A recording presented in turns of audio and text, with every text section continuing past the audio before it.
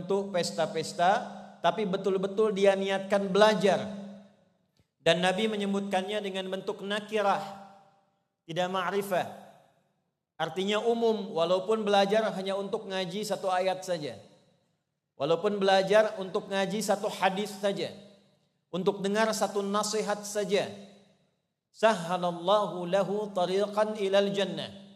Maka dengan niatnya itu, dengan kesungguhannya itu, nanti di hari kiamat di jalan-jalan orang yang sulit saat dihisab, jalannya berliku, datang ke setiap nabi minta syafaat, kesulitan, diarahkan diminta menunggu Nabi Muhammad sallallahu alaihi wasallam, keringat sudah bercucuran, jalannya tidak mudah, tapi untuk orang-orang yang punya sifat di awal tadi, dia menempuh jalan yang tidak mudah, dia mengarungi keadaan yang tidak biasa, hanya untuk belajar tuntunan agamanya, walaupun satu ayat, walaupun satu hadis. Kata Nabi, nanti di akhirat di situasi yang lebih rumit lagi, sahhalallahu lahu tariqan ilal jannah.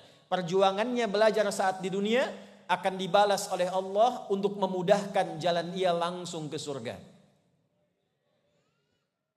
Wa innal malaikata, dan kalaulah penuntut ilmu itu mengetahui sejak ia berangkat meniatkan untuk belajar itu,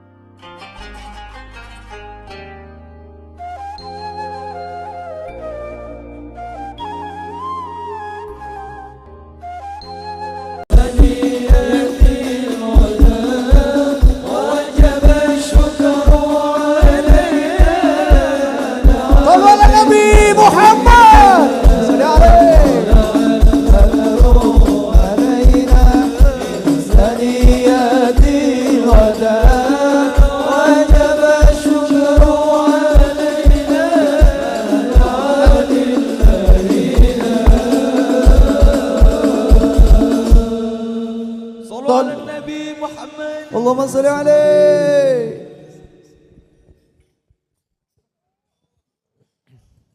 Bismillahirrahmanirrahim. Assalamualaikum warahmatullahi wabarakatuh. Waalaikumsalam warahmatullahi wabarakatuh.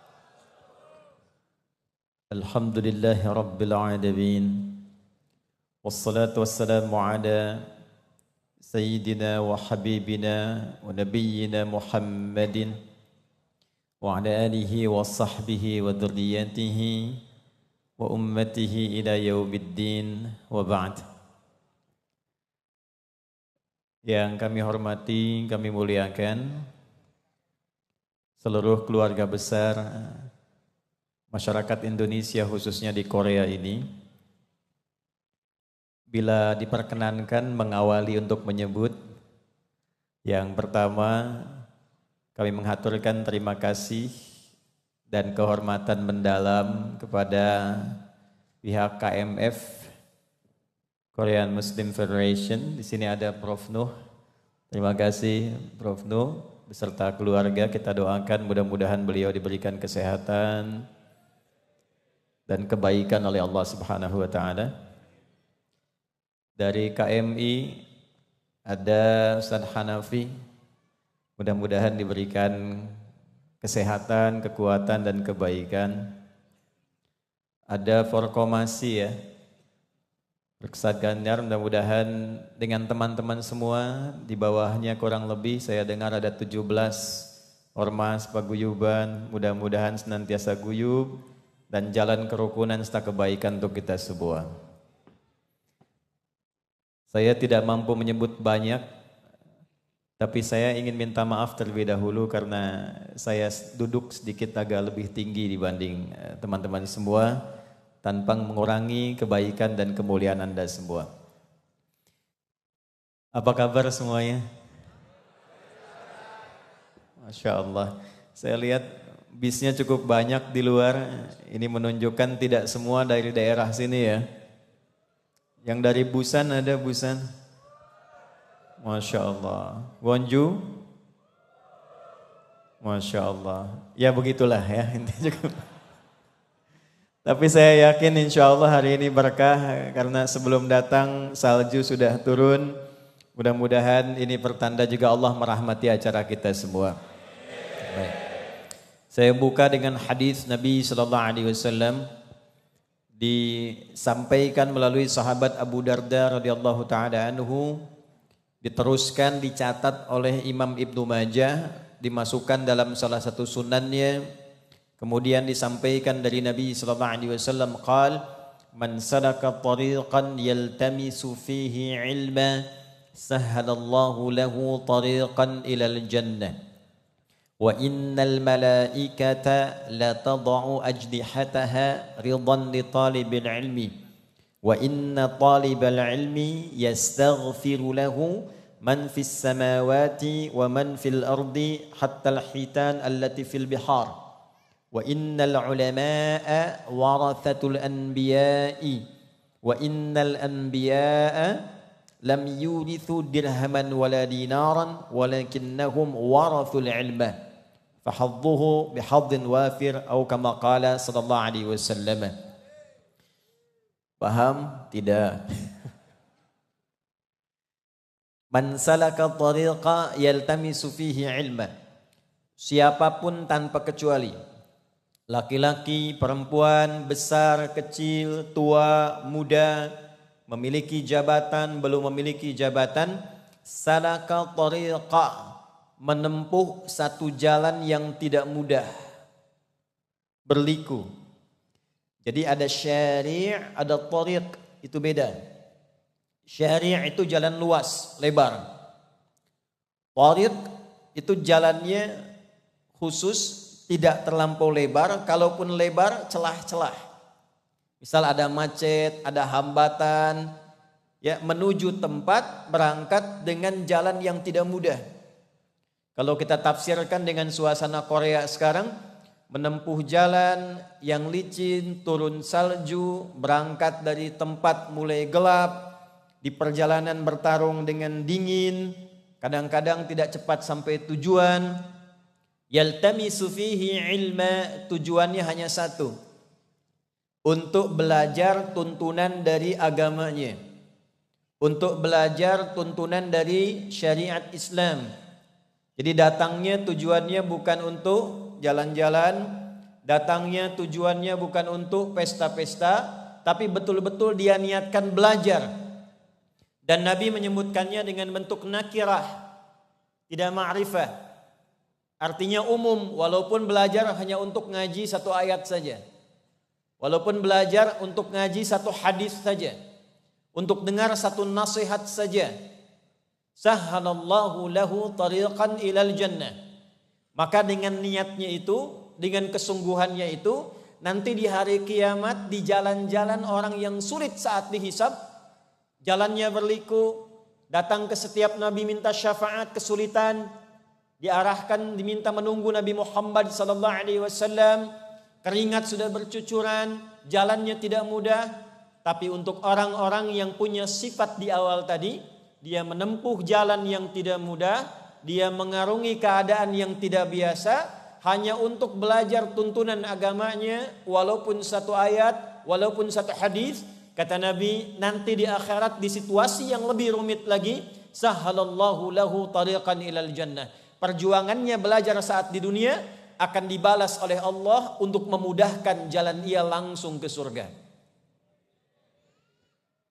Wa innal malaikata, dan kalaulah penuntut ilmu itu mengetahui sejak ia berangkat meniatkan untuk belajar itu, para malaikat diperintahkan oleh Allah la tad'u ajnihataha, untuk membentangkan sayapnya, ridhan li talibil ilmi, memberikan ridha pada penuntut ilmu yang seperti itu.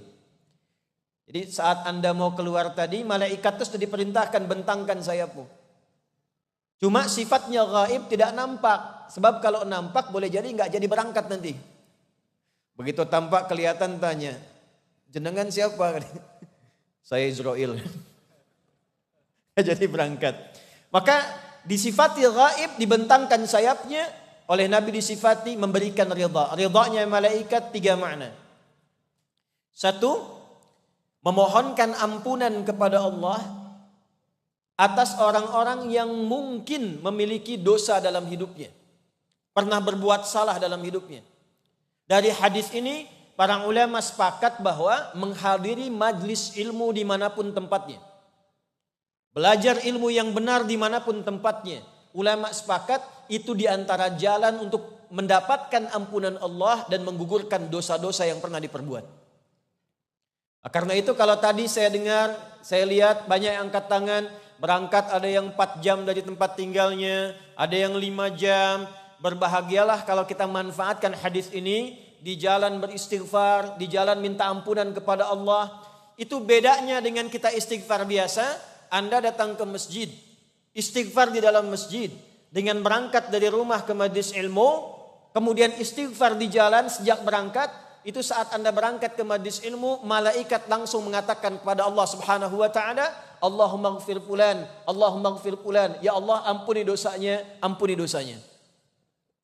Karena itu ada kisah viral yang bahkan kemudian diabadikan di dalam Al-Quran di surah An-Nisa surah keempat ayat 100. Mungkin pernah dengar ada seorang yang pernah membunuh 99 orang, digenapkan sampai 100 orang. Karena konsultasi pada satu tokoh dikatakan gak ada tobat, dah kebanyakan bunuhnya. Maka tanggung, 99 tanggunglah karena gak ada tobat 100 kalian katanya. Maka ketika konsultasi pada syekh yang lain, kata syekh yang lain mengatakan selalu ada kesempatan untuk menjadi orang baik sebelum nyawa sampai ke kerongkongan. Maka direkomendasikan oleh syekh ini untuk belajar di majlis si fulan. Nah inilah baiknya dalam Islam begini, ustadz dengan ustadz saling merekomendasikan. Di sini ada imam di kota A, datang seorang jamaah ingin belajar, imam ini melihat yang lebih mampu mengajar di kota B. Maka imam ini mengatakan, belajarlah dengan ustadz fulan karena ilmunya itu bisa membimbing Anda kepada apa yang Anda butuhkan. Di Islam begitu. Maka syekh ini mengatakan, berangkatlah ke majlisnya si fulan. Saat berangkat itu dia sambil menyesali dosa-dosanya. Dia beristighfar kepada Allah, dia minta ampunan kepada Allah. Qadarullah di tengah-tengah jalan, belum sampai ke tempat tujuan, jaraknya itu baru tengah-tengah lebih sejengkal. Jadi kalau jaraknya misalnya 50 kilo, dia baru 25 kilo lebih sejengkal saja, belum sampai ke tujuan. Tapi dengan niatnya tobat, belum sampai ke majlis ilmu, meninggal di tengah jalan, itu baru jarak setengah lebih banyak ke majlis ilmu. Faqad waqa'a ajruhu 'ala Allah. Taubatnya diterima, dosanya digugurkan, seketika diampuni seluruh dosa-dosanya dan baru punya amalan sejengkal ke tempat baiknya. Baru punya sejengkal. Maka yang tadi berangkat menggugurkan dosanya, yang tengah sejengkal, lebih sejengkal, itu menambah pahala awalnya. Dan dengan itulah dia mendapatkan ampunan Allah Subhanahu wa ta'ala. Wa may yuhajir fi sabilillah yajid fil ardi muraghaman katsiran wa sa'ah. Wa may yakhruj min baitihi muhajiran ila Allahi wa rasulihi thumma yudrikul maut faqad waqa'a ajruhu 'ala Allah. Siapapun yang ingin merubah diri, belajar dengan Islam menjadi lebih baik, kata Allah. Nah, jadi orang Islam itu kalau masuk Islam pasti baik. Jadi kalau ada orang masuk Islam belum baik, itu dipertanyakan belajar keislamannya. Umar waktu belum masuk Islam itu belum baik. Tiap hari nantang orang, yang berani dengan saya ketemu di Bukit A. Sebelum datang pamit pada ibu yang telah melahirkannya karena boleh jadi dia akan pulang tanpa nama, Umar. Setiap hari pegang minuman. Setiap hari menghunus senjata, Umar. Tapi ketika beliau memutuskan masuk Islam, tiba-tiba berubah dengan keislamannya itu menjadi orang terbaik di zamannya. Kalau disebutkan Umar, tidak ada orang cerita kecuali kebaikan-kebaikannya. Tidak ada orang cerita tentang jahiliyahnya. Yang disebutkan Umar seorang pemberani, Umar sahabat Nabi, setan takut kalau ketemu Umar, ayat-ayat Mira Santika turun karena kejeniusan Umar. Masuk Islam lebih baik. Qurannya sama dengan yang Quran kita dapatkan. Nabinya sama. Jadi ketika ada seorang masuk ke dalam Islam, Islam akan merubah ia sejatinya menjadi orang yang lebih baik daripada sebelumnya.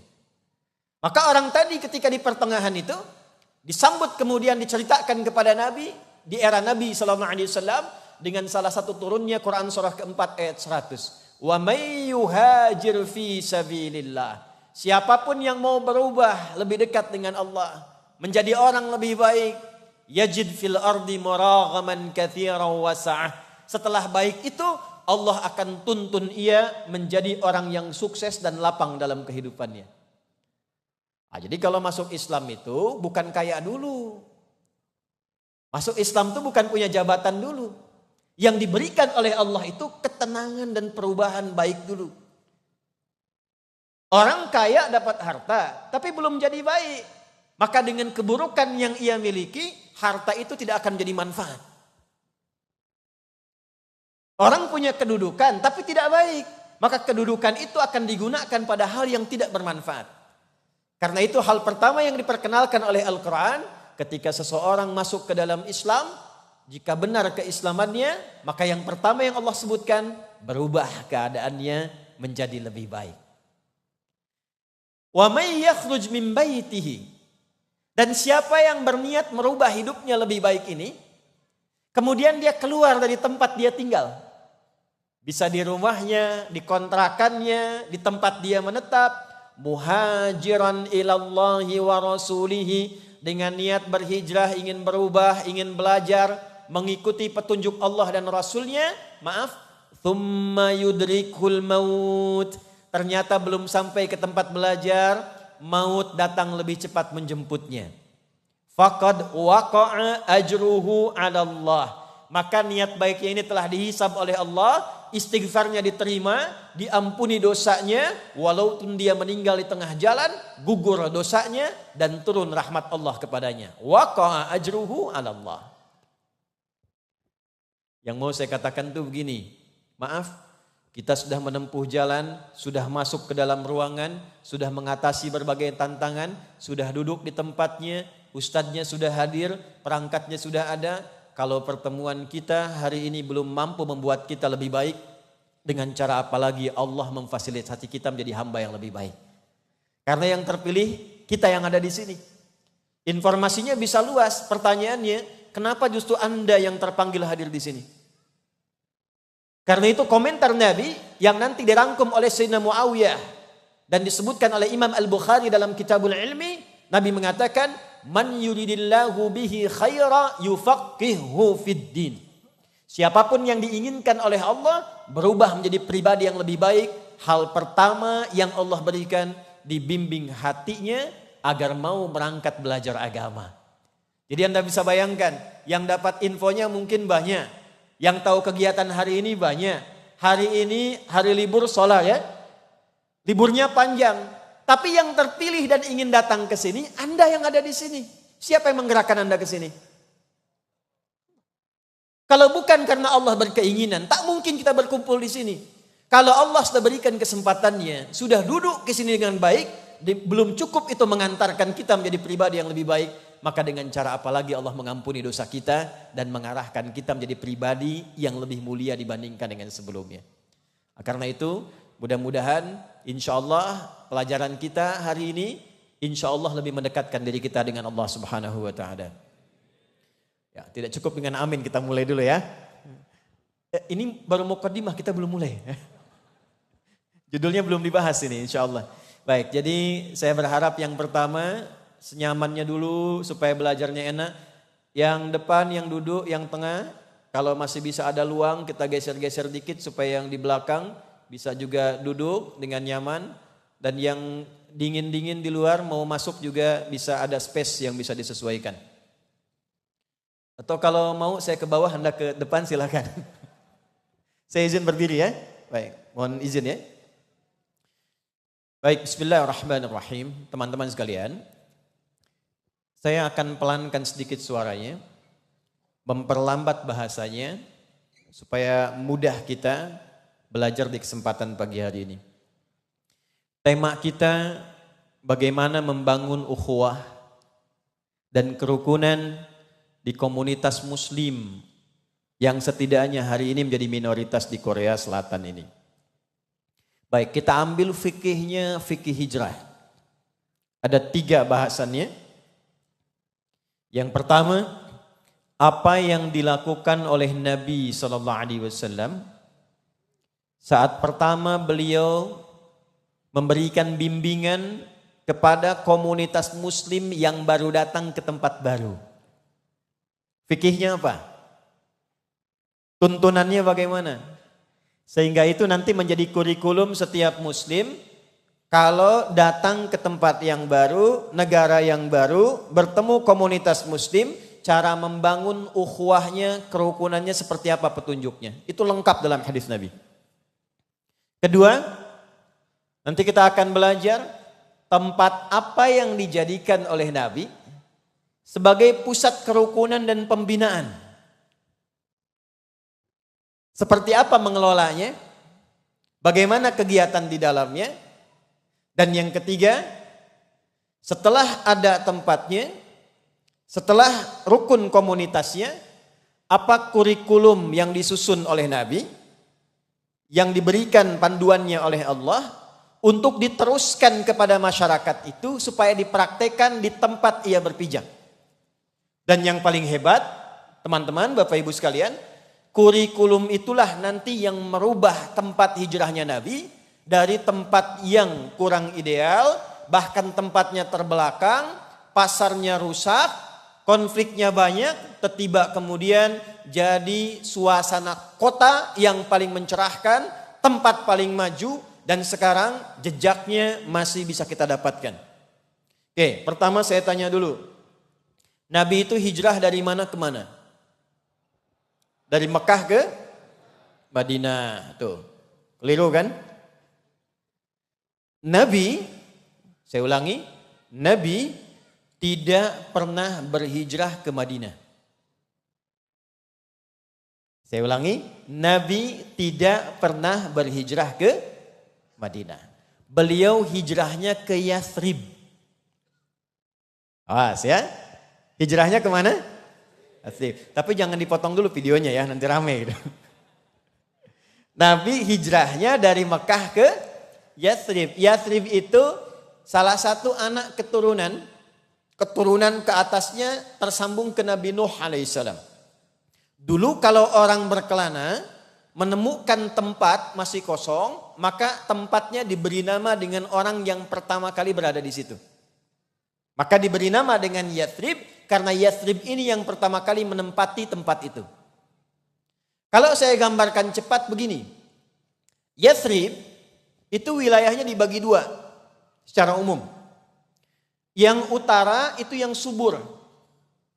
Yahudi sudah lebih dulu ke situ karena saat mereka terusir di Eropa, di Romawi sekitarannya, itu mereka baca kitabnya, diberitakan di kitabnya akan ada nabi istimewa, nabi hebat, nabi terakhir yang akan membangkitkan umat, memimpin peradaban. Dan nanti dia akan lahir cirinya di tempatnya begini, menunjuk kepada Mekah. Tapi di situ akan disakiti oleh umatnya, diusir, kemudian akan berhijrah ke tempat baru dan disitulah dia akan membangun peradaban.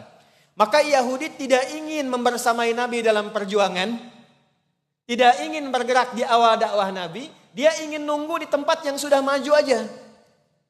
Oh, dari dulu begitu tuh. Maka kemudian diputuskanlah mereka berangkat ke Yathrib, dipilih wilayah utara yang subur. Jadi kalau kita ke utara bagian Madinah, itu dulu untuk tanam kurma muda, suasana hijaunya banyak, yang gersang wilayah yang selatan. Nah di selatan ini, teman-teman sekalian, di situ maaf, konflik sosialnya tinggi. Ada dua suku yang hampir ratusan tahun itu bertengkar terus. Namanya Aus, yang kedua Khazraj. Kalau ada meninggal di Aus, itu harus meninggal di Khazraj. Kalau ada yang luka di Khazraj, itu harus ada yang luka di Aus. Pasarnya rusak, harga semau-maunya. Nabi itu dibimbing oleh Allah hijrahnya bukan ke utara yang sudah maju, tapi datangnya ke selatan dengan situasi yang tadi saya gambarkan. Maka apa yang terjadi? Ternyata ketika sampai di sana, disampaikanlah oleh Nabi, dibimbing oleh Allah, untuk menyampaikan 3 hal, 3 poin yang tadi saya sampaikan di awal. Yang dengan 3 hal ini nanti akan merubah tempat yang gersang, yang tidak kondusif, yang tidak bagus, ekonominya kalau bahasa kerennya sekarang di bawah resesi, itu berubah menjadi suasana kota yang paling hebat, paling mencerahkan, paling menginspirasi. Jadi kelak orang bilang begini, kalau ada pasar yang bagus di mana? Tuh di kota itu tuh yang jadi contoh. Kalau ada orang jujur di mana? Di tempat itu tuh yang paling bagus. Kalau ada madrasah, tempat menuntut ilmu yang bagus di mana? Di kota itu tuh, itu yang paling hebat ilmunya. Kota yang mencerahkan, punya rasa menginspirasi, itu bahasa Arabnya dikenal dengan nama Al-Madinah Al-Munawwarah. Hanya dalam waktu 2 tahun, Nabi merubah tempat yang biasa jadi suasana kota. Dalam waktu 10 tahun, dari 40 orang berangkat dari Mekah, menjadi 12.000 orang. Ini menjadi kuat, jadi negara yang hebat, jadi inspirasi yang bagus. Hebatnya, alumni 12.000 orang ini berangkat ke negeri manapun, membawa kurikulum yang sama, itu selalu membuat tempatnya berubah menjadi tempat yang hebat dan berperadaban. Amr bin As itu cuma jalan dari Afrika Utara. Mesir, Libya, Tunisia, Maroko, Aljazair. Itu begitu lewat setiap tempat itu, dipraktekkan kurikulum Nabi, berubah tempatnya menjadi maju, jadi hebat. Sampai kelak Afrika Utara itu jadi provinsi setelah Nabi meninggal. Gubernurnya namanya Musa bin Nusair. Pangdamnya namanya Tariq bin Ziyad. Diminta bantuan oleh Andalusia, Iberia, sekarang Spanyol dengan Portugal, untuk membantu ke Iberia. Sampai di sana bawa 10.000 orang, membantu Iberia, membantu Andalusia, sampai berubah jadi peradaban sebanyak 7 abad. 700 tahun sampai sekarang. Teman-teman kalau lihat, maaf ya, di Eropa maju, di Eropa banyak teknologi berkembang, banyak hebat. Itu cikal bakalnya dari kemajuan yang didapatkan di Andalusia. Dulu belajarnya ke sana. Kampus-kampus banyak di sana. Nah sekarang kita antarkan pada inti materinya. Apa kurikulum Nabi yang diajarkan dengan 3 poin itu. Seperti apa belajarnya. Ini yang kita bahas. Nanti pulang dari sini. Di Jangan University ketika keluar dari sini. Kita akan mencoba menerapkan kurikulum itu. Dan lihat nanti apa yang terjadi setidaknya beberapa masa ke depan. Siap insya Allah? Yuk, mari kita mulai materinya ya. Jadi tadi mukadimah kedua. 1, kurikulum pertama yang Nabi ajarkan pada setiap umat Islam yang baru berpindah ke tempat yang baru, istilahnya berhijrah. Kalau kita mungkin berangkat dari Indonesia ke Korea, ke Korsel ini, ada yang bekerja, ada yang beraktivitas. Karena enggak semua sahabat Nabi pindah ke Yathrib itu semua niatnya pengen belajar agama. Enggak semua begitu. Ada niatnya yang pengen nikah, ada. Boleh jadi ada yang ke Korea pengen cari suami kan. Atau sebaliknya gitu ya. Boleh jadi ke Korea ini ada yang ingin belajar di kampus, ada. Ya, zaman Nabi ada yang datang itu pengen belajar. Nanti kelak jadi mahasiswa Nabi yang paling unggul. Ada yang ingin belajar agama. Boleh jadi ada yang datang ke sini mencari pekerjaan-pekerjaan. Ada yang demikian. Dan gak nanggung ketika mereka belajar dengan kurikulum Nabi. Semuanya sukses dan puncak tertinggi dalam kesuksesan. Maka kurikulum pertama. Mu'akhat bainal ashab wal mujtama. Nabi mempersaudarakan. Orang-orang yang datang itu dengan orang yang telah lama menetap di tempat itu. Yang datang disebut dengan muhajirin, yang menetap disebut dengan ansor. Yang kita kenal viralnya sekarang cuma muhajirin orang hijrah, ansor orang Madinah. Nah, tapi poinnya bukan itu. Poin pentingnya bukan kita hafal istilah ini muhajirin yang hijrah, ini ansor yang tinggal, bukan. Poin pentingnya ternyata saat datang orang-orang hijrah ini, kurikulum pertama yang diajarkan, beliau mempersaudarakan di antara orang yang hijrah dan orang yang tinggal itu. Perhatikan kalimat ini. sesuai profesinya masing-masing. Ya, ini saya coba tuliskan ya supaya lebih gampang nih. Saya kasih gambaran. Maaf supaya nanti yang saya tuliskan ini bisa jelas, saya sampaikan jelas, saya tes dulu ya sebentar. Belakang kelihatan nggak ini? Aman ya? Baik. Saya kira cuma di Indonesia aja, di Korea juga sama aja ya. Anda itu sebelum belajar sudah memiliki kekuatan iman yang bagus. Bekal ini bisa dipakai untuk diteruskan. Prof Nuh ini luar biasa nih ya. Para imam, para ustadz itu di belakang punya kekuatan iman. Ini belum saya tulis dia udah kelihatan tuh. Nih ya. Ini kurikulum pertama. Di sini ada muhajirin yang datang. Di sini ada ansor yang tinggal. Pertama kali yang Nabi lakukan, mempersaudarakan muhajirin yang datang, umumnya dari Mekah, dengan ansor yang sudah tinggal menetap bahkan jadi penduduk, yang ada di Yathrib yang kelak dikenal dengan Madinah. Awas, yang sering luput dipahami, persaudaraan ini yang pertama dilihat sifatnya oleh Nabi sesuai dengan profesi dan karakternya, kebiasaannya. Saya ambil contoh misalnya. Di antara sahabat Nabi yang kita hafal siapa saja? Yang di sini yang PMI, pekerja migran Indonesia, coba angkat tangan. Banyak ya, hampir semuanya ya. Nah, kita ambil yang sifatnya sama aja dengan kita pada umumnya sekarang, ya. Yang datangnya basicnya senang jualan, senang bekerja, senang dagang.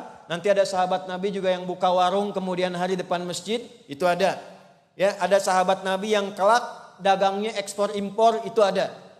Saya ambil saja contohnya Abdurrahman bin Auf.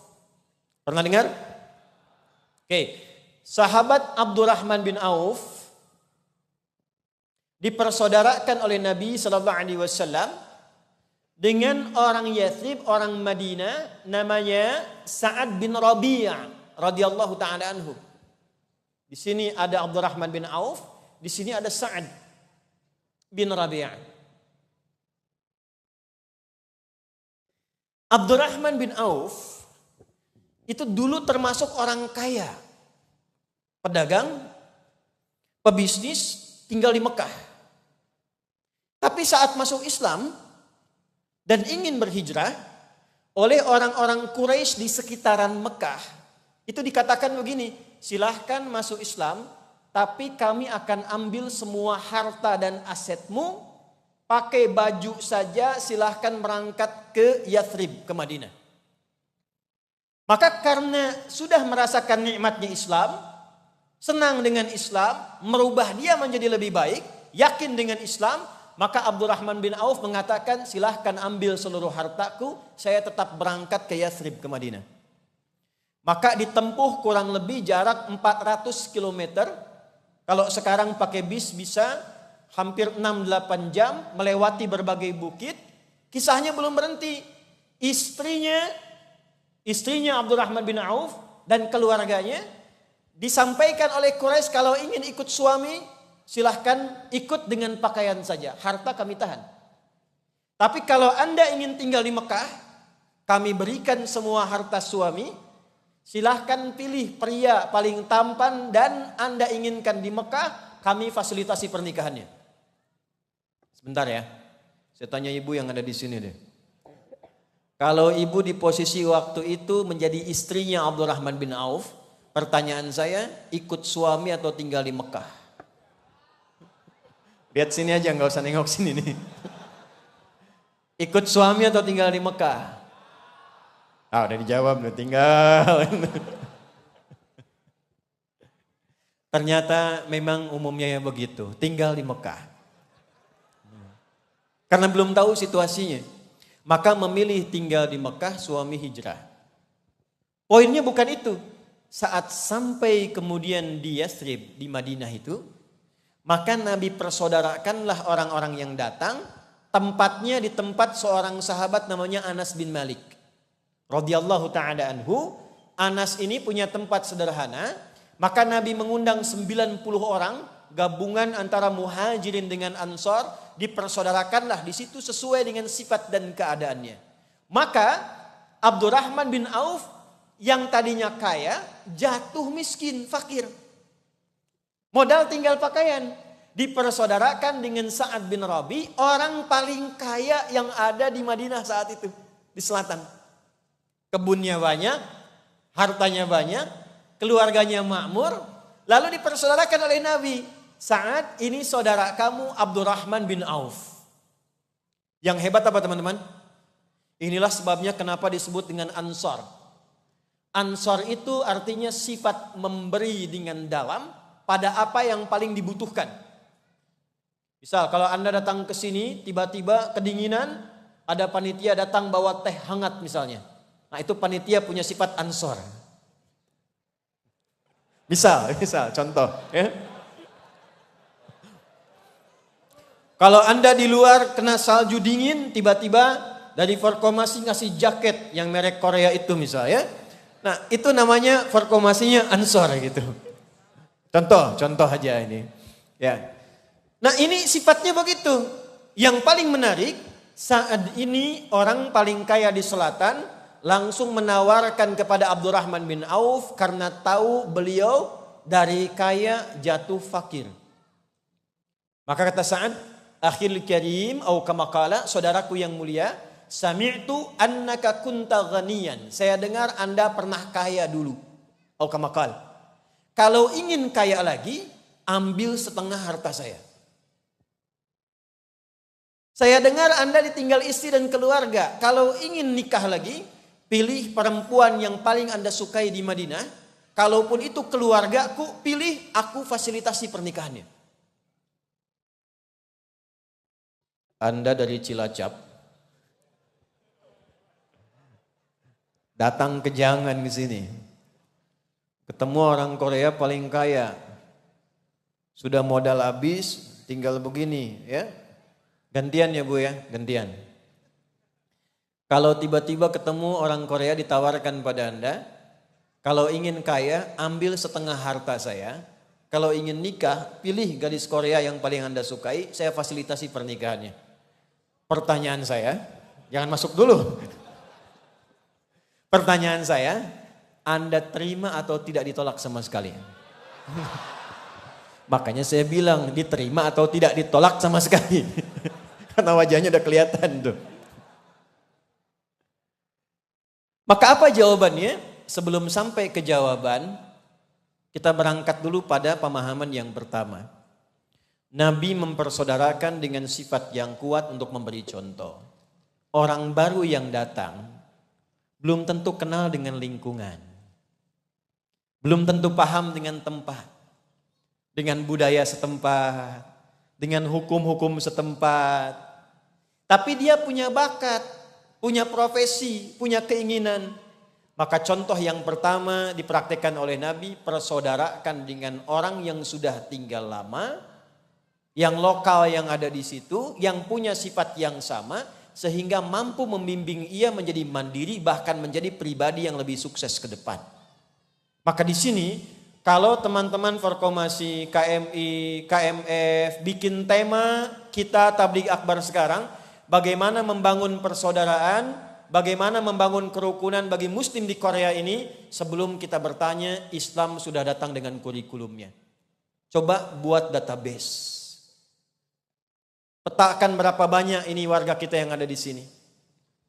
Yang muslim khususnya berapa banyak. Dibuat klaster-klaster, dibuat bagian-bagian. Yang PMI siapa, yang mahasiswa-mahasiswi siapa, yang profesional siapa, yang di rumah sakit siapa. Yang baru datang ada datanya, difasilitasi oleh KMI, lewat KMF, lewat Forkomasi, dibuatkan kemudian grup-grup kecilnya untuk mendampingi yang baru datang. Sudah dipraktekkan belum? Sekarang pulang dari Tabligh Akbar ini, kita modelnya kita buat seperti itu. Dan jangan tanggung, jangan hanya dibikin grup, bikin paguyuban, bikin kelompok. Yang Nabi lakukan bukan kelompoknya ada, bukan. Bukan grupnya eksis, bukan. Yang Nabi lakukan adalah bagaimana setiap yang datang itu dengan kelompok yang ada, semua bisa dibimbing sehingga bisa mendapatkan kesuksesan yang sama. Jadi kalau teman-teman yang baru datang punya bakat, bakatnya di apa? Di bangunan misalnya. Siapa yang sudah lama ada di sini? Difasilitasi misalnya KBRI punya data lewat Pensosbud, ya, atau fungsi protokol. Di sini ada Pak Yadi tadi nyampaikan. Oh, datanya ada sekian. Dari daerahnya menyebar di sekian. Yang di Busan siapa, ya? Yang di Seoul siapa? Yang di tempat ini dekat siapa? Tempat jauh siapa? Persaudarakan di tempat yang paling dekat dengan dia tinggal, disatukan persaudaraannya, dibimbing sampai dia mantap pekerjaannya. Itu yang pertama. Jadi kalau teman-teman cuma datang dari tempat yang jauh, di luar tidak mudah, dingin, kena salju, makanan juga belum tentu didapatkan, sampai ke sini kita cuma bertemu dan pulang lagi, nggak dapat apa-apa, sayang. Kalau Anda ingin merasakan kenikmatan berislam, coba amalkan setiap tuntunannya, semampu yang bisa kita lakukan. Ini satu. Tapi adab yang kedua, ini menarik. Ternyata Abdurrahman bin Auf ketika ditawarkan ambil setengah harta saya kalau ingin kaya lagi. Ini kalau dihitung, dikalkulasi namanya. Orang kaya pada masa itu yang menawarkan itu ya kurang lebih lah, kurang lebih. Kalau kita kasih contoh. Punya harta 1 triliun, 1 T, kalau bagi 2 kan 500 miliar. Apa jawab Abdurrahman bin Auf? Terima kasih atas tawaran Anda, jazakallahu khaira, arini ainal aswaq. Cukup tunjukkan padaku di mana pasarnya, di mana pusat bisnisnya. Jadi walaupun sudah dipersaudarakan oleh Nabi dengan orang paling kaya, dibantu tempat tinggalnya, dipenuhi kebutuhannya, tapi sifat yang kedua, beliau tidak menyusahkan orang yang membantunya. Malah minta dibimbing, di mana tunjukkan pasarnya, pusat bisnisnya, saya ingin terapkan ilmu saya dan berjuang dengan tenaga saya supaya saya bangkit kembali. 2. Jadi kalaupun teman-teman yang lama dengan yang baru dibimbing, semangat yang kedua, kita tidak datang untuk merepotkan. Apalagi datang untuk membuat misalnya hal-hal yang tidak baik. Melanggar hukum setempat misalnya. Berbuat sesuatu yang tidak elok misalnya. Kita tunjukkan saya muslim, saya datang ke tempat baru. Islam membawa saya menjadi pribadi yang lebih baik. Dan menunjukkan di tempat manapun saya datang, pasti saya akan bangun tempatnya menjadi lebih baik. Kalau bisa begini, kalau bisa. Ya. Kalau ini daerahnya namanya apa? Wasong. Gimana caranya teman-teman yang di Wasong, yang jumlahnya mungkin cukup banyak, teman-teman kumpul sebagai seorang muslim, pelajari bagaimana cara membangun tempat di Wasong ini, sehingga menjadi lebih baik, punya komunitas yang bagus, saling membantu dengan warga lokal, dan yang lebih hebat nanti, menginspirasi sebagai seorang muslim. Nah itu gak bisa dikerjakan sendirian. Gak bisa Imam Irfan sendirian. Imam Syihab sendirian misalnya. Gak bisa. Kita bareng-bareng. Anda pekerjaannya apa? Yang sudah lama di sini apa? Kegiatan masyarakatnya apa? Dipersaudarakan dengan itu, Masya Allah. Dan disitulah Nabi kemudian setelah bersaudara muslimnya, dibuatlah piagam Madinah untuk berinteraksi dengan orang-orang sekitarannya. Saya tanya pada Anda, yang di Madinah waktu itu muslim semua tidak? Tidak. Yahudinya ada? Nasraninya ada? Yang tidak bertuhan ada? Apa Anda pikir di Korea Selatan muslim semua? Tidak. Ada punya keyakinan yang berbeda, punya agama yang tidak sama. Apa adabnya ketika datang dan sudah kita berkomunitas, kita punya KMI, kita punya formasi, sudah duduk bareng-bareng, bahkan difasilitasi, apa selanjutnya yang kita lakukan dengan tempat yang kita tinggali pada saat ini? Kurikulum keduanya apa? Maka teman-teman dengan cepat saya ingin katakan, ini nanti yang pelajar coba saya tanya, yang kuliah di sini, boleh angkat tangan? Ada mahasiswa? Mahasiswi ya, banyaknya ya. Baik. Ini perhatikan baik-baik ya. Kalau mahasiswa jangan tengok sana, sini aja, sini. Tidak ada satu pun orang Islam yang datang ke Yathrib, belajar dari Nabi, di madrasah Nabi, kecuali jadi orang paling unggul di masanya dan mudah menguasai berbagai bidang setelah dia masuk Islam. Kenal Sayyidah Aisyah nggak? Kenal di mana? Sayyidah Aisyah itu hafal Quran, hafal hadis, tahu fikih, tahu tafsir, jadi dosen juga. Banyak sahabat laki-laki sepeninggal Nabi belajar dari beliau, tapi yang tidak banyak orang tahu, beliau pun pakar di bidang kedokteran. Silakan baca sejarah. Sayyidah Fatimah radhiyallahu taala anha, paham fikih, paham hadis, paham Quran, dan beliau pakar di bidang keperawatan. Jadi nggak ada satupun sahabat yang masuk kelas pelajaran Nabi kecuali sukses. Ibnu Abbas, Ibnu Umar, Ali bin Abi Thalib, Abu Hurairah radhiyallahu taala anhum jami'an itu minimal menguasai 5 bidang sekaligus. Ibnu Abbas itu teman-teman mahasiswa, setelah belajar Islam, belajar kurikulum Nabi, itu menguasai bahasa asing cuma 3 hari. Anda yang sudah tinggal 2 tahun, 3 tahun di sini sudah lancar Koreanya? Oh. Ini ada rumusnya, ada polanya. Utsman sukses, Abdurrahman bin Auf sukses. Nah, saya tutup dulu bagian pertama. Jadi ketika beliau itu mempraktekkan dirinya, dibimbing oleh yang sudah ada di situ, jadi usahanya dibimbing. Saat membimbing Abdurrahman bin Auf, ini pasarnya, karakternya begini, orangnya suka begini. Dari riset sederhana itu beliau putuskan, oh saya akan memulai menjadi penyalur kambing. Setahun dapat modal, tahun kedua sudah punya jualan kambing, ketiga sudah jadi orang nomor 2 paling kaya di Madinah. Sepeninggal Nabi, saya pernah meriset, pernah mempelajari, menghitung, itu asetnya Abdurrahman bin Auf kalau divaluasi, dinilai di kurs kita sekarang itu sama dengan 14.000 triliun jumlahnya. Dari nggak punya apa-apa. Coba kita bawa ke sini. Yang sudah lama di sini membimbing yang baru, dijelaskan ini pasarnya di Korea daerah ini begini, senang masyarakatnya seperti ini, yang dibutuhkan begini. Dari situ muncul kesimpulan, dibimbing, di coach sama yang sudah lama.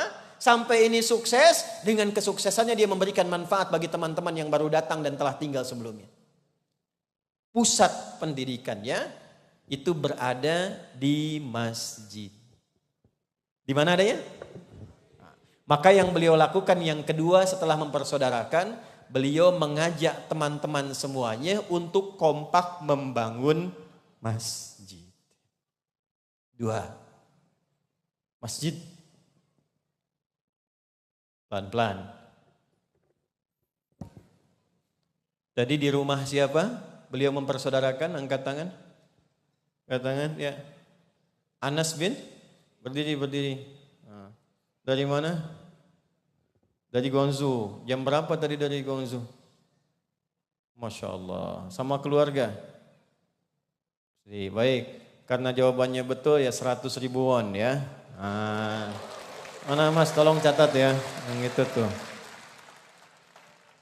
Mau jawab lagi, kalau salah saya tarik lagi.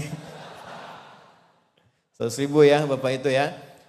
Nah jadi yang pertama database, didata dulu siapa orang-orangnya nih. Yang baru, yang lama. Nabi kumpulkan di rumahnya Anas. Dikumpulkannya gak semua datang dulu, 90 dipilih dari yang ada. Nah ini barangkali bisa difasilitasi dari KBRI. Dengan KMF, dengan KMI khususnya, Forkomasi, siapa yang sudah ada di sini Pak Yadi, ya, dicari inohong-inohongnya, tokoh-tokohnya, kumpul untuk jadi coach. Di coaching yang baru datang, diarahkan, dipetakan, diberikan gambaran. Kamu nanti akan di mana? Daerahnya di sebelah mana? Ini gambarannya begini, kalau mau bisnis begini, kalau ingin kuliah kampusnya di mana? Sebelum datang, usahakan pelajari dulu. Jurusannya apa? Mata kuliahnya berapa banyak? Jam pelajarannya bagaimana, sistemnya bagaimana, kalau perlu dosennya karakternya seperti apa. Jadi sebelum sampai ke kampus, kita sudah kenal kampusnya. Saya praktekkan pola begini pada passion yang saya pilih untuk ilmu, hasilnya begini. Saya tidak ke Tripoli, ini ada Ustadz Irfan nih bisa sampaikan. Ini kita ada 3 alumni dari Tripoli nih, ya, di kampus kami dulu. Saya tidak datang belajar, kecuali saya tanya sebelum datang. Saya ingin ngambil, kalau saya senang Quran, jurusan apa yang paling bagus? Jarak dari masjid ke asrama berapa lama? Ya, kemudian ke kelas berapa lama? Perpustakaannya di mana? Ada berapa ruangan di perpustakaan? Setelah paham petanya, tahu yang mau dipelajari, paham karakter dosennya, maka apapun yang dipelajari akan sangat mudah kita bisa mendapatkannya. Dan insya Allah ilmu yang dipelajari kita dapatkan itu insya Allah akan terbawa. Nah, tempat semua pendidikan itu setelah dikumpulkan oleh Nabi 90 orang, maka Nabi mendeklarasikan kurikulum yang kedua, yaitu membangun tempat pusat pertemuan, pusat pendidikan dan pusat diskusi. Disitulah kemudian materi spiritual, materi intelektual, termasuk masalah-masalah sosial dibahas di situ. Tempatnya namanya masjid. Apa namanya? Di Gonzo sudah ada masjid? Kalau di Busan sudah ya. Di Wangun tadi sudah, semalam saya sudah datang ke situ ya. Darussalam, Masya Allah, tempatnya bagus, ada di lantai 4 itu, dan luar biasa begitu saya masuk, di sampingnya juga berdampingan dengan tempat dakwah secara langsung itu. Ya, saya seumur hidup baru lihat begitu masjid, sampingnya tempat pijit, sampingnya karaoke. Jadi saya bilang sama panitia, tugas Anda yang pertama adalah bagaimana mengislamkan mbak-mbak pijit yang ada di sini, supaya dia jadi mualaf. Tapi alhamdulillah langsung diberikan visi dakwah, bagaimana mempraktekannya. Nah, itulah kurikulum yang kedua kita akan bahas. Sudah lunas belum itu masjidnya? Belum ya? Berapa lagi? Sedikit lagi. Berapa? 59, 50, itu 67. Terjadi perbedaan pendapat nih. Masalah uang aja beda tuh. Ya, saya udah lihat datanya semalam ya. Ada 59 juta, ya sudah nanti kita selesaikan. Ya, tidak perlu donasi ya, tidak perlu donasi. Insya Allah kita selesaikan. Nah, jadi kita praktekkan ambil berkahnya. Nanti untuk Masjid Darussalam yang belum 59 juta nanti kami yang insya Allah akan siapkan untuk melunasi itu. Ya. Maksud saya gini, saya sudah datang sendiri. Kemudian nulis sendiri, nerangkan sendiri, sudah ikut partisipasi. Kalau Anda belum baik juga, dengan cara apa lagi kemudian saya harus sampaikan? Ayo kita teruskan. Masjid nih, masjid sudah ada. Apa kurikulum yang ada di dalam masjid? Ada yang hafal Quran nggak di sini? 30 juz? 15? Jangan nunggu juz 30, nggak akan saya sebut. Baik, cepat aja, cepat ya. Padahal 1 juz itu 1 juta tadinya. Udah nggak jadi. Udah waktu habis. Singkat saja, fungsi masjid di dalam Al-Quran yang pokok ada 5. Ada berapa? Adanya di Quran surah 9 ayat ke-18. Dan dibuka dengan kata innama. Adatul hasri, huruf menunjuk hukum pembatasan. Innama ya'muru masajidallah. Orang-orang yang mampu memakmurkan masjid-masjid Allah itu orangnya terbatas. Kalangan elit. Jadi berbahagialah yang di Korea ini yang terpilih oleh Allah punya kecenderungan memakmurkan masjid. Yang datang jadi imam, jadi da'i, itu kalangan terbatas elit. Makanya dijaga tuh jangan sampai nggak betah nih itu. Yang menarik apa? Tapi ini pun harus punya 5 ciri ini, kalau nggak punya cepat pulangkan. Apa Ustaz? 1, man amana billah. Saya tasrif dulu ya mannya. Kita pakai ilmu nahunya dulu biar betul. Karena orang sekarang kadang ngajinya pindah karena online, tasrifnya berubah. Kita di pesantren dulu biasa kan, fa'ala yaf'ilu, fa'ala yaf'alu, fa'ala yaf'ulu. Sekarang udah lain tuh, tak-takayu, taktiku, tiktokan. Fasbakayu, facebooku, facebookan, kan? Instagrama, instagrimu, instagraman. Yang terakhir taba ya tubu, youtuban. Man ismun mausulun yadullu ala al-fardiyatil amiyah. Kata sambung konjungsi menunjuk pada setiap objek tunggal tapi tawarannya general. Jadi kalau ketemu man di Quran itu tawaran dari Allah langsung secara personal ke kita. Terbuka tawarannya, gak melihat siapapun. Yang penting ingin masuk dalam golongan itu. Ya, mau dia kiai, mau dia ustadz, mau dia orang biasa, kalau pengen Allah kasih jalan. Jadi cara bacanya rasakan, hei Adi Hidayat, hei fulan, hei fulana, innama ya'muru masajidallahi. Orang-orang yang mampu memakmurkan masjid Allah itu adalah kalangan terbatas, hanya yang punya ciri berikut. Satu, man, siapapun. Saya kurang senang dengan terjemahan barang siapa. Man, barang siapa, itu saya kurang cocok. Karena sampai saya tiba di Jangan University ini, saya belum temukan tuh barang punya siapa. Maka saya lebih senang menerjemahkan siapapun. Satu, punya sifat amana billahi wal yaumil akhir. Memakmurkan masjid bukan meramaikan. Kalau rame di stadion rame, di taman sekarang sedang rame. Kolam beku pakai skating rame. Jalan ketutup salju udah ada yang main perosotan depan tuh, rame. Ya kan? Kalau rame dimanapun bisa rame. Amara itu diantara maknanya, perhatikan baik-baik, ini poinnya.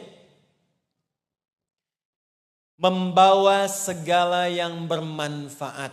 Satu. Karena itu usia kita juga disebut dengan umur, punya arti sesuatu yang bermanfaat. Jadi kalau ditanya, Anda berapa umurnya? Saya 40 tahun. Dari 40 tahun hidup itu berapa sudah manfaat yang ditampilkan? Yang bicaranya bermanfaat. Yang kalau mendengar-dengar bermanfaat. Kalau melangkah ke tempat bermanfaat. Nah, semua kegiatan yang terkait dengan masjid, kata Allah, itu mesti dibuat kegiatan yang ada manfaatnya. Gimana caranya orang masuk masjid? Dengan keluar dari masjid, dia mendapatkan satu manfaat. Maka yang pertama cirinya, untuk memakmurkan masjid, mendapatkan manfaat dari masjid, kata Allah, yang pertama cirinya amana billahi wal yaumil akhir. Jadikan masjid itu sebagai proyek menguatkan iman dan mencari bekal untuk di hari kiamat. Iman plus bekal pulang.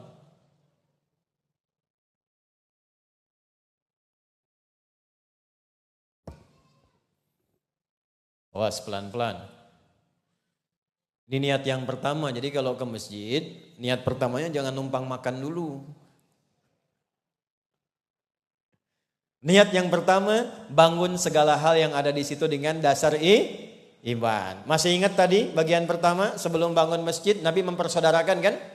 Persaudaraan pertama dibangun dengan dasar iman. Jadi bukan dengan harta.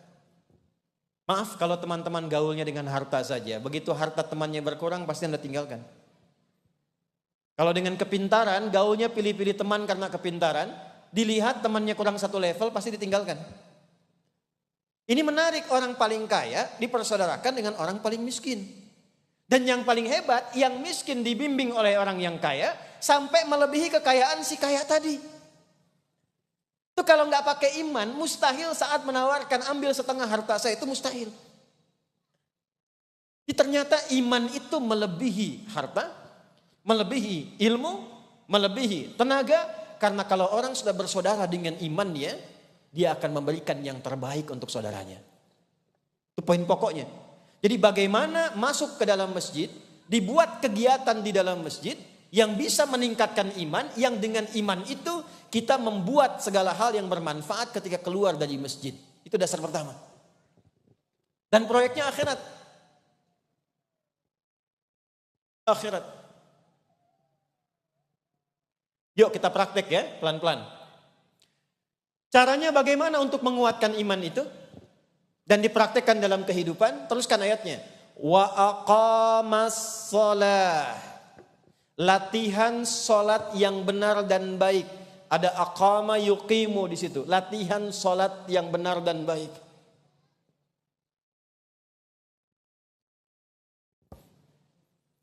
Hadis Muslim, nomor hadis 397. Disebutkan juga di Al-Bukhari.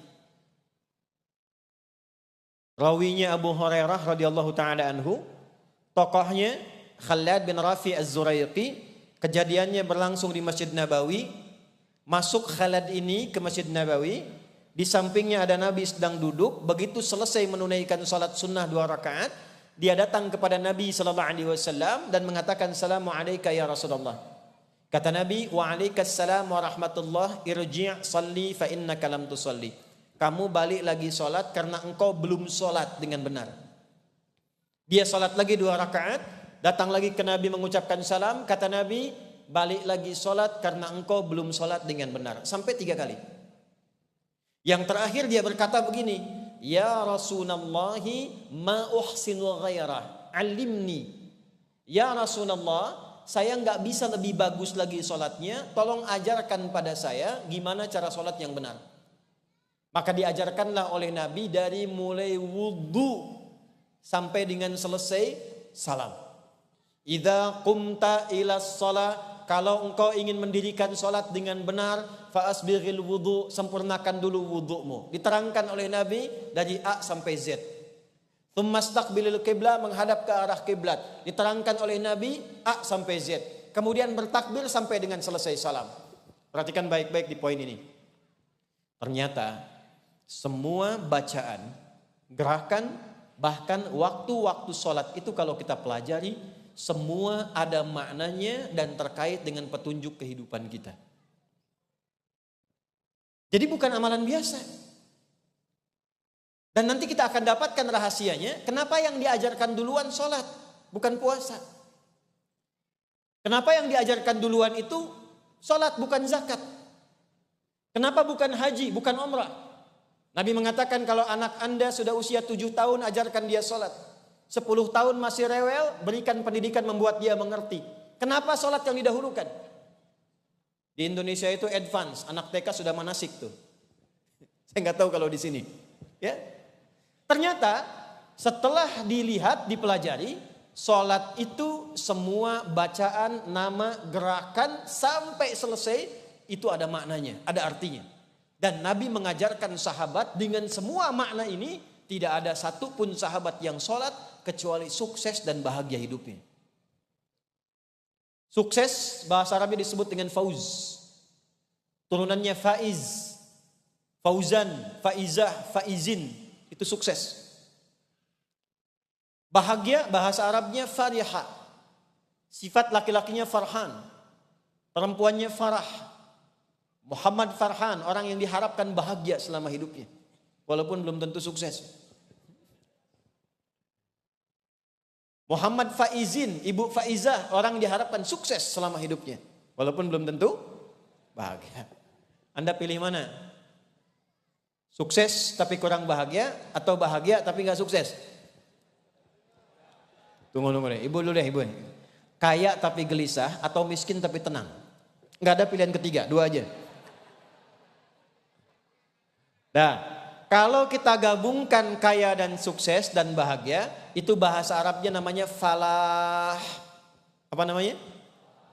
Falah. Saya tanya pada Anda, kalau kita mau sholat kan dipanggil ya? Dipanggil. Panggilannya namanya apa? Adzan. Adzan itu ada yang menyebut ulama seakar dengan kata udhun, artinya telinga. Jamaknya adzan. Ini satu-satunya lafaz yang diperdengarkan pada orang yang masih punya telinga. Kenapa adzan satu tempat dengan yang lain beda waktu, beda 5 menit, beda 10 menit, beda 1 menit, beda setengah menit, untuk menunjukkan lafaz ini satu-satunya yang diperdengarkan 24 jam di bumi tanpa putus. Ketika Anda, saya, kita dipanggil sholat, hayya 'alas shalah, ayo sholat. Kita tanya, ya Allah, kenapa saya mesti sholat? Jawabannya bukan karena kamu harus ibadah. Jawabannya bukan karena kamu harus buktikan imanmu. Perhatikan jawabannya. Diperdengarkan di telinga kita. Setelah hayya 'alas shalah, apa jawabannya? Hayya 'alal falah. Supaya engkau sukses dan bahagia. Jadi sholat yang benar itu seharusnya mengantarkan kita pada kesuksesan dan kebahagiaan sesuai dengan pilihan hidup masing-masing. Jadi kalau dia kerja, jadi pekerja yang sukses. Kalau dia di rumah tangga, jadi suami yang sukses. Jadi istri yang sukses. Jadi pelajar yang sukses. Dan ternyata semua gerakan sholat, bahkan dari namanya itu ada maknanya. Itulah tadi yang dipraktekkan Abdurrahman bin Auf. Itu baru mempraktekkan berdiri dalam sholat, menghasilkan orang paling kaya yang pernah tinggal di bumi. Yuk kita ambil contoh ya. Maksud saya nanti kalau ke masjid, ya selain dapatkan imam yang bagus, imam yang khusyuk, mimpinnya enak, fikihnya belajar, dikaji juga makna sholat ini untuk dipraktekkan dalam kehidupan, khususnya di bumi Korea Selatan ini. Saya ambil contoh, sholat pertama namanya apa? Cepat, namanya apa? Subuh. Apa artinya subuh?